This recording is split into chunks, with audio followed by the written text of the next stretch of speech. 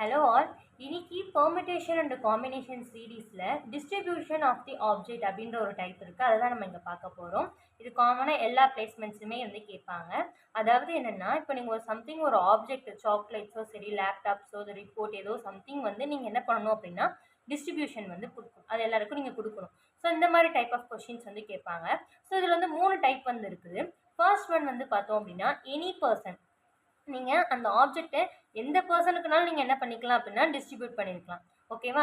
அதுக்கப்புறம் இது வந்துன்னா ஒன் பர்சன், அந்த இதை வந்து நீங்கள் ஒருத்தருக்கு மட்டும்தான் அதை வந்து டிஸ்ட்ரிபியூட் பண்ணுற மாதிரி இருக்கும்.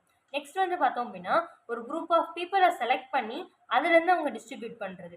ஓகேவா? ஃபார் எக்ஸாம்பிள், இப்போ சம்திங் ஏதாவது ஒரு ஆக்கத்தான் அந்த மாதிரி இருக்குது அப்படின்னா டோட்டலில் கிளாஸில் வந்து நிறைய பேர் இருப்பாங்க. பட் அவங்க என்ன பண்ணுவாங்க அப்படின்னா ஒரு குரூப் ஆஃப் பீப்புளை வந்து செலக்ட் பண்ணி அவங்களுக்கு அந்த ப்ராப்ளம் ஸ்டேட்மெண்ட் கொடுத்து பண்ண சொல்லுவாங்க இல்லையா, அந்த மாதிரி தான். அதை ஃபர்ஸ்ட் நம்ம செலக்ட் பண்ணிவிட்டு அடுத்து டிஸ்ட்ரிபியூட் பண்ணுறது.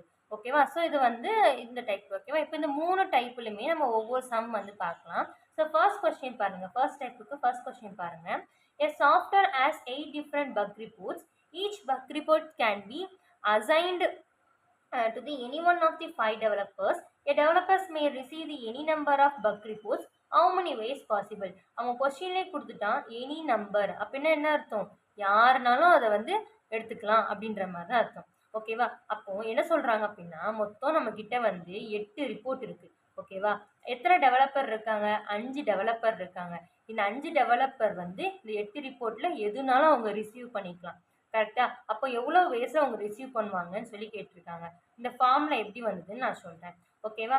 இப்போ வந்து என்னென்னா, இப்போ நம்மக்கிட்ட மொத்தம் எத்தனை இருக்குது? 8 ரிப்போர்ட் இருக்குது. கரெக்டாக? இந்த 8 ரிப்போர்ட்டில் மொதல் ரிப்போர்ட் எடுத்துக்கோங்க. அந்த மொதல் ரிப்போர்ட்டை யார் 5 பேரில் யாருனாலும் எடுக்கலாம். கரெக்டாக? இப்போ ஃபஸ்ட்டு பர்சன் எடுத்துக்கலாம், செகண்ட் பர்சன் எடுத்துக்கலாம், தேர்ட் பர்சன் எடுத்துக்கலாம், ஃபோர்த் எடுத்துக்கலாம், ஃபிஃப்த், எந்த மாதிரி இல்லை, எத்தனை பேர்னாலும் எடுத்துக்கலாம். அப்போ ஒரு ரிப்போர்ட்டுக்கு எத்தனை சாய்ஸஸ் வந்து இருக்குது? 5 சாய்ஸஸ் வந்து இருக்குது. கரெக்டா? ஸோ அதனால தான் இங்கே நம்ம என்ன பண்ணியிருக்கோம் அப்படின்னா நம்மளோட எம் வந்து இதில் என்ன அப்படின்னா நம்மளுடைய பக் ரிப்போர்ட். ஓகேவா? எதை டிஸ்ட்ரிபியூட் பண்ண சொல்கிறாங்களோ அதுதான் எம். ஓகேவா? இவ்வளோ பேருக்கு எத்தனை பேருக்குள்ள நீங்கள் பண்ணணும்னு சொல்கிறது வந்து என்னென்னா என். அப்போ இங்கே வந்து நமக்கு யார்? இங்கே என் வந்து 5.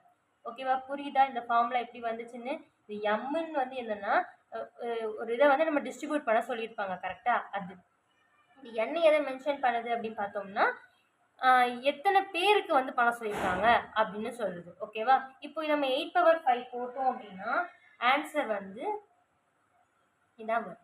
ஓகேவா? ஸோ இது வந்துன்னா first type of question. Second type வந்து பார்த்தீங்க அப்படின்னா distributed to the person to the one, அதாவது டிஸ்ட்ரிபியூட் பண்ணணும், அது ஒரு பர்சனுக்கு மட்டும்தான் பண்ணணும். ஓகேவா? ஸோ அந்த டைப்பை பார்க்கலாம். A company has 7 different topics. Each laptop to the one employee. Every employee receive exactly one laptop. Laptop நினைக்கிறேன், different laptop. Laptop. Every employee receive only one laptop. Find the number of distribution. அதாவதுன்னா இப்போ ஒரு company இருக்குது. அந்த கம்பெனியில் 7 different laptops வந்து நமக்கு வந்து இருக்குது. ஸோ என்ன சொல்கிறாங்க அப்படின்னா ஒவ்வொரு லேப்டாப்புமே நம்ம ஒவ்வொரு எம்ப்ளாயீஸ்க்கு தான் நம்ம வந்து கொடுக்கணும் அப்படின்னு சொல்கிறாங்க. அப்போது every employee receive exactly one laptop. So find the number of distribution அப்படின்னு சொல்லியிருக்காங்க. அப்போது நம்ம என்ன பண்ணணும் அப்படின்னா இந்த இடத்துல வந்து 7 லேப்டாப்ஸை நம்ம ஒரு எம்ப்ளாய்க்கு தான் நம்ம வந்து கொடுக்க போகிறோம். அப்போ நமக்கு 7 வேஸ் தான் இருக்கும். அப்போ n factorial equal to 7 factorial. 7 factorial answer வந்து 5040. நெக்ஸ்ட் வந்து பார்த்தோம் அப்படின்னா a company has the 20 gift vouchers and 10 employee will receive any voucher each. Find the distribution.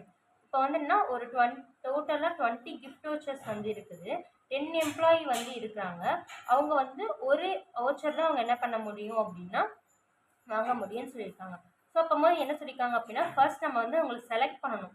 அந்த 20ல் 10 ஃபர்ஸ்ட் அந்த எம்ப்ளாயீஸை வந்து செலக்ட் பண்ணிவிட்டு அண்ட் தென் நம்ம என்ன செய்யணும் அப்படின்னா டிஸ்ட்ரிபியூட் பண்ணணும். ஸோ அப்போ போது நமக்கு இங்கே என்ன ஆன்சர் வரும்னா மொத்தம் நமக்கு வந்து 20 கிஃப்ட் வவுச்சர்ஸ் இருக்குது. எத்தனை எம்ப்ளாயி இருக்காங்க அப்படின்னா 10 இன்ட்டு 10 ஃபேக்டோரியல். சரியா? ஸோ அப்போது நமக்கு எப்படி வரும்? 20 டிவைடட் பை இது வந்து பண்ணோம் அப்படின்னா 10. ஓகேவா? 10 இன்ட்டு 10 ஃபேக்டோரியல். இதை சால்வ் பண்ணோம் அப்படின்னா நமக்கு வந்து நிறைய பெருசு ஆன்சர் போகும். அது போக இங்கே ஒரு 10 ஃபேக்டர் இருக்குது. நீங்கள் கேல்குலேட்டரில் போட்டு பார்த்துக்கோங்க. போட்டு பார்த்தீங்கன்னா 4257280 சொல்லி இந்த ஆன்சர் வரும். ஸோ இதில் வந்து என்னென்னா 20 கிஃப்ட் வச்சர்ஸ் இருக்குது, 10 எம்ப்ளாயி வந்து இருக்கிறாங்க. அதில் ஒரு ஓச்சரை வந்து ஒவ்வொருத்தவங்களுக்கும் நம்ம டிஸ்ட்ரிபியூட் பண்ணணும். அதனால் நம்ம என்ன பண்ணுறோம் அப்படின்னா கிஃப்ட் வச்சர்ஸ் வந்து 20 இருக்குது. ஸோ நம்ம 10 எம்ப்ளாயி இருக்காங்க, அதில் ஒருத்தருக்கு ஒரு ஓச்சர் கொடுக்கறதுனால நம்ம வந்து இந்த ஃபார்முலாவை யூஸ் பண்ணிக்கிறோம். தேங்க்யூ.